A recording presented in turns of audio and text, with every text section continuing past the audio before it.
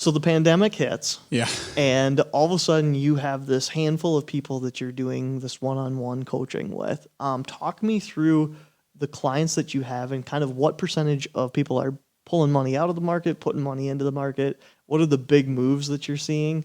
Talk me through that part of the people that you have had hands-on kind of firsthand experience with. Yeah, investment psychology, behavioral finance. I remember when this first hit, we had a client call and I had spoke with Colby, who's only been in the business for 12 months and wanted to get out because they were panicked about the market. And so after that phone call, he and I talked and just kind of coaching him, right, just getting started.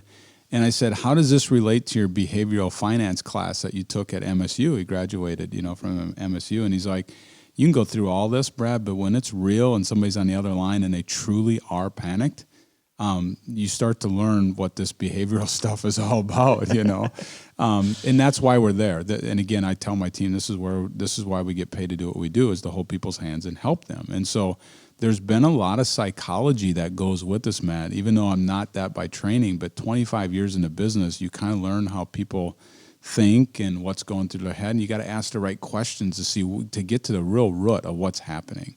And so we've been having a lot of those conversations with clients. But, from a percentage standpoint, 95% of our clients, I'd say 99% didn't do anything.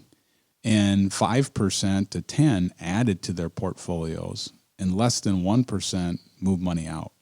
So you had a lot of people stay put.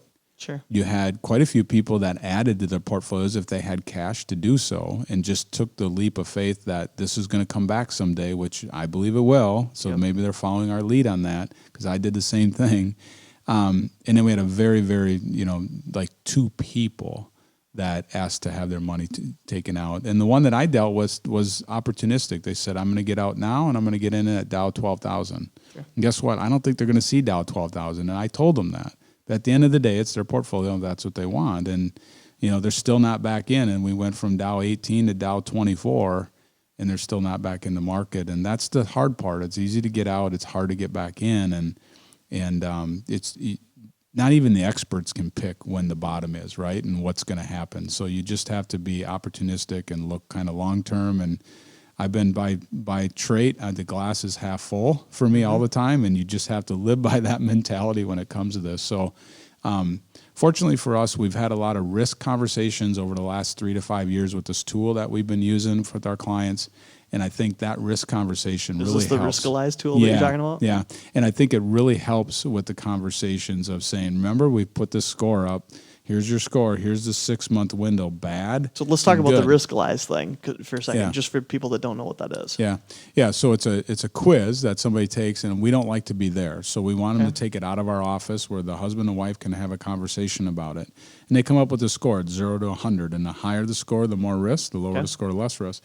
And then we can show them patterns. So we can go back to like 08 and 09 in the market when it dropped and for 57% in the S&P and say, this is how your portfolio would have held up. Is that right? Is that the right? Could you have handled it? For you? Yeah. And then we look at a bull market and say, this is the upside, which everybody's okay with that piece. So anyway, they get the score and then we put their portfolio around that score so that we have a comfortability factor for them, right? And then all of a sudden the pandemic hits, markets go down 30%, and it's like, whoa, what just happened? And then we can go back and historically look at it. Are we within those numbers? And they have been. And so anyway, we've been fortunate by using some tools like that and our clients understanding. Nobody likes to see a statement with negative numbers and lost dollars on a statement on paper. But it helps you stomach it a little bit better if you've already had the conversation when it was a good market. Yeah. And fortunately for us, we've had a lot of those. So I think it's interesting too when you can have the chance to play virtually.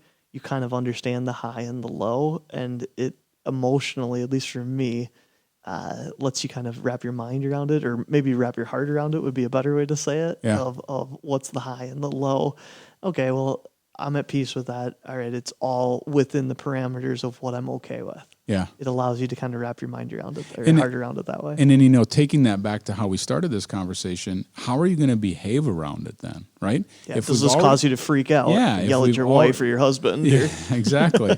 And so getting people back grounded And off of that panic part of it is it's just part of our job. And so I take a lot of pride in our team and how they've been able to help all our clients as we've had these conversations about just getting them kind of level-headed around this and turn off the TV for a while. This is going to be okay.